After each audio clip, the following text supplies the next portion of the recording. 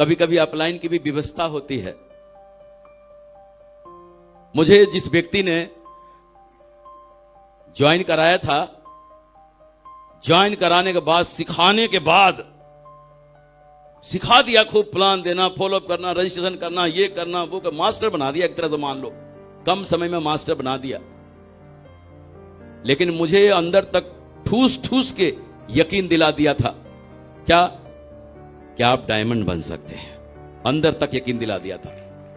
कभी कभी ऐसा भी होता है कि आपको वो व्यक्ति अंदर तक यकीन दिला दिया, लेकिन उसको खुद ही यकीन नहीं हुआ, उसको खुद ही यकीन नहीं हुआ। और जानते हैं, आपको जानकर हैरानी होगी, वो व्यक्ति इस बिजनेस को छोड़ दिया। जिसने मुझे ज्वाइन कराया था, कहीं मिलता है तो खून के आंसू रोता है आज भी। छोड़ दिया था। अब सोच के देखो उसका नसीब कितना खराब रहा होगा। मुझे सिखा के छोड़ दिया। अब जब सिखा के छोड़ दिया, सर तो बाद में मिले मुझे, सर को तो मैं जानता ही नहीं था। अब एक बात बताओ, मैं तो अनाथ हो गया था ना। अब मैं सोचूं कि क्या करें, कहां जाएं। लेकिन एक बार बोलता है कि अपलाइन भले ही आपके अदर बदल जाएं, लेकिन सिस्टम फॉरएवर है। सिस्टम फॉरएवर है। सिस्टम आपको जरूर मिलेगा। हमको यह पता था कि आगरा में गायत्री पब्लिक स्कूल में प्लान होते हैं, और बोला प्लान में पहले मैं लोगों को ले जाता था और साइन अप कराता था और वो करता था। इस बीच में हमारे एक अपलाइन हैं, उनकी व्यवस्था थी, वो स्कूल चलाते थे। और फिर मैं उनके पास गया, बोला सर कुछ हमारा जो है ना प्लान वान दिया है, कुछ फॉलोअप कर दो सर। उस समय अपलाइन को फॉलोअप करवाना बड़ा गर्व की बात होती, बड़े बड़े अपलाइन का फॉलोअप से ही डीडी निकलते थे। तो मैंने बोला सर मेरा कुछ फॉलोअप कर दो। बैठा रहता था उनके पास, वो स्कूल चलाते थे, स्कूल अपना उनका खुद का स्कूल था, स्कूल चलाते थे। फिर क्या था, मैं बैठा रहता था वहीं पे, कोई पेरेंट्स आ रहा, एक आ रहा, एक पेरेंट्स जा रहा, दो पेरेंट्स आ रहे हैं, फिर वो जा रहे हैं। बैठे बैठे 2 घंटे बैठे रह गया, 3 घंटे बैठे रह गया। उस अपलाइन से मुझे टाइम नहीं मिलता था। अब सोच के देखो, 3 घंटे तक बैठे हैं सिर्फ इस इंतजार में कि हमको टाइम दे दो थोड़ा सा। 3 घंटे जब टाइम नहीं दिया तो पाड़ा 7वें आसमान पे होगा कि नहीं। गुस्से के मारे घर गया और थैला वाला पटक के अलमारी में बंद कर दिया। भाड़ में जाओ, अब नहीं करना। अब देखो, लेकिन एक बात जानते क्या था, मेरे अंदर एक बात थी, एक अच्छाई मान लो, कोई भी मीटिंग कहीं होना, उस मीटिंग को छोड़ता नहीं था, उस मीटिंग को छोड़ता नहीं था। फिर मीटिंग में गया, एकदम से जोश आ जाता था, फिर बैग निकाला, पैक किया, फिर काम करना शुरू। लेकिन फिर उस अपलाइन के पास पहुंचा, सर फॉलोअप करा दो कुछ। 3-4 घंटा बैठा नहीं कि पारा 7वें आसमान में, फिर बैग अलमारी के अंदर। 3 बार बैग को अलमारी के अंदर रखा था कि नहीं करना है। लेकिन बताया ना कि एक कमी थी मेरे अंदर, सीखने की बड़ी ललक थी, भूख। एक मीटिंग आज भी मुझे याद है सर, श्याम होटल में, आगरा केंट, वो वाली रोड, हाँ, सेंट जॉर्ज चौराहे से आगे श्याम होटल में मैंने एक मीटिंग अटेंड किया था, माननीय श्रीमान नरसिंह गिरेवाल साहब का। उन्होंने, जानते हैं, एक बात उस समय मुझे उस अपनी मीटिंग में एक कहानी सुनाया था। बोला था क्या, ये मारवाड़ी लोग जो है ना, ये मारवाड़ी लोग अपने बिजनेस कारोबार में बहुत आगे तक क्यों पहुंच जाते हैं और बाकी लोग पीछे क्यों रह जाते हैं। मारवाड़ी लोग पूछते हैं, इस काम को करने से मारो का फायदा होगा, यानी इस काम को करने से मेरा क्या फायदा होगा, ये मुझे बता दो आप। और उसको चुन चुन के सारे फायदे बता दो, बिल के डूब के इस बिजनेस को करेगा। लेकिन हम लोगों में क्या फर्क है, मैं जुड़ तो जाऊं आपके साथ, लेकिन आपका क्या फायदा होगा। तो बोला मैं आपको बुलसाई में लगाऊंगा, फिर मुझे 4,500 का चेक आएगा। बोला मैं क्या पागल हूं कि मैं जुड़ूंगा ही नहीं आपके साथ। बोला मेरे जुड़ने से 4,500 का चेक आ जाएगा, मैं जुड़ूंगा ही नहीं। मारो का फायदा होगा। उस दिन जानते हैं, 3 बार जो अलमारी में रखा था ना बंद करके बैग, उस दिन मुझे समझ में आया कि इनके पास जो 3-3, 4-4 घंटे बैठता हूं, और मैं ये जानता था कि मेरे काम करने से उनको चेक आता था। मैं ये और जान गया था। मैंने बोला बताओ मेरे काम करने से इनको चेक आता है, फिर भी ये मेरी हेल्प नहीं करते। मन में विचार आया था उस समय। उस दिन से जानते हैं, मैं सोचता था कि मेरे काम करने से इनको फायदा होता है, मेरे काम करने से इनको फायदा होता है। उस दिन से ये कहना छोड़ दिया। बोला काम इतना दमदारी से कर लेते हैं ना कि मेरे काम करने से किसको फायदा होता है या नहीं होता। मुझे एक बात समझ में आ गया था कि मेरे काम करने से मुझको फायदा होगा।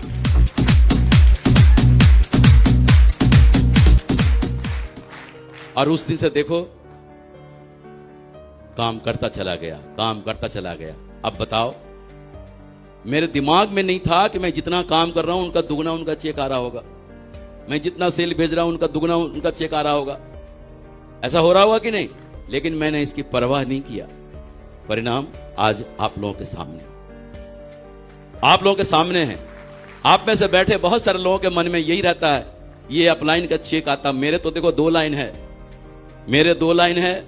मैं तो अपने रिच लेग में भी डालूं तो भी इनको पैसा आएगा, मैं इनके रिच लेग में हूं।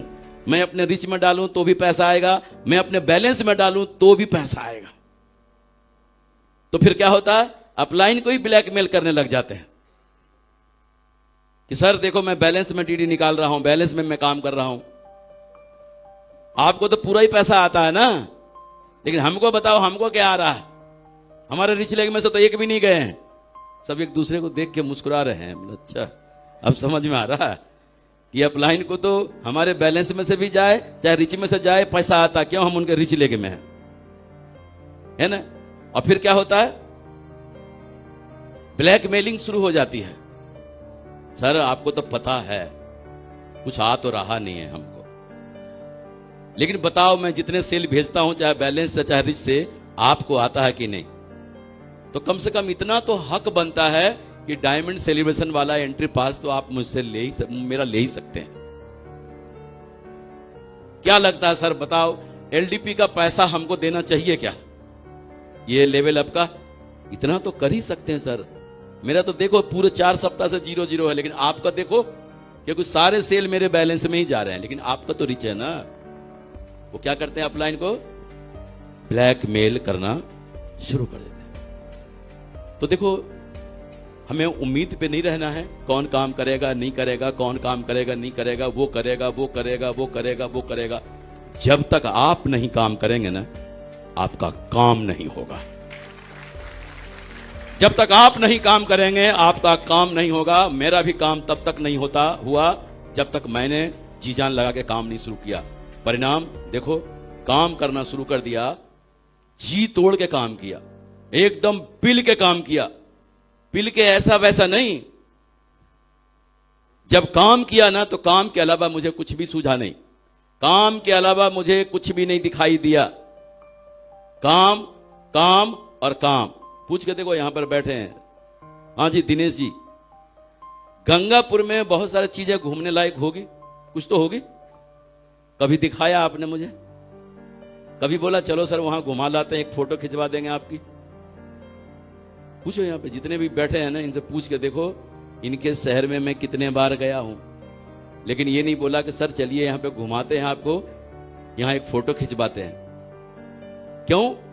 तो लोग दिमाग में वो घुमाने वाली बात ही नहीं थी उस समय। उस समय था ही कुछ नहीं, तो पैसा नहीं हो तो काहे का घूमना फिरना। मजा घूमने में कब आता है? रोकरा हो जब भी घूमने में आता है। कभी नहीं घूमा, ना फोटो खिंचवाया, सीधा रेलवे स्टेशन से निकला, होटल में ले गया, होटल से वेन्यू पे ले गया, वेन्यू से होटल में लाया, होटल से फिर छोड़ दिया रेलवे स्टेशन। कहीं नहीं घुमाया। सिर्फ एक ही शहर को मैं गली गली घुमा, जिस शहर में मैंने काफी जीवन बिताया, उस शहर का नाम है श्योपुर। उस शहर की गली को मैं इतना घुमा कि शायद उस शहर के लोग इतने गलियों को नहीं जानते जितने गलियों को मैं जानता हूं। अब बताओ, आज भी मुझे याद है जब 8-8 दिन 10-10 दिन 15-15 दिन एक ही कमरे में रहता था काउंसलिंग के टाइम पे। लोग आ रहे हैं जा रहे हैं, लोग आ रहे हैं जा रहे हैं, वहीं ब्रेकफास्ट करना, वहीं लंच करना, वहीं डिनर करना। वेटर बोलता था कि सर आप कहीं जाते नहीं है क्या? आप यहीं रहते हैं। वेटर को भी समझ में आया कि ये लोग कहीं जाते नहीं है, ये यहीं रहते हैं। तो उस समय कुछ नहीं दिखता था, एक ही बात दिखता था, अपने जीवन को सुरक्षित करना है, अपने जीवन को सुरक्षित करना है, अपने जीवन को सुरक्षित करना है। देखो परिणाम बदल गया ना। जब आपका जीवन सुरक्षित हो जाएगा ना, आपके पास पैसा, चारों तरफ पैसा ही पैसा हो ना, फिर घूमने का मजा होता है। अब देखो, अब उस मोड में हैं हम लोग। अब क्या है, हम लोग उस मोड में हैं। क्यों? आज के डेट में कहीं भी जाएं तो अब दोनों काम होगा। अब क्या होगा? दोनों काम होगा, घूमने का भी होगा और काम करने का भी होगा। तो अभी जो है ना तो घूमना घामनी ज्यादा करना है, ना तो स्टाइल फिस्टाइल में ज्यादा रहना है। अभी दबा के, रगड़ के, जम के काम करने का है, जम के काम करने का है।